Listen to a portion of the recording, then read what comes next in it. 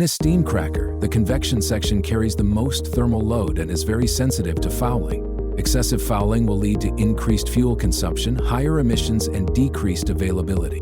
Traditional technologies utilized to address fouling, it typically only clean up to maximum 40% of the convection tube's surfaces, failing to penetrate deep into the bank. IGS Tube Tech has developed a robotic, no-man entry convection section defouling ROV that achieves over 95% cleanliness. Ethylene producers see an increase in fuel savings, CO2 reduction, stack temperature reduction, and greater run lengths, with a typical payback of less than 4 months.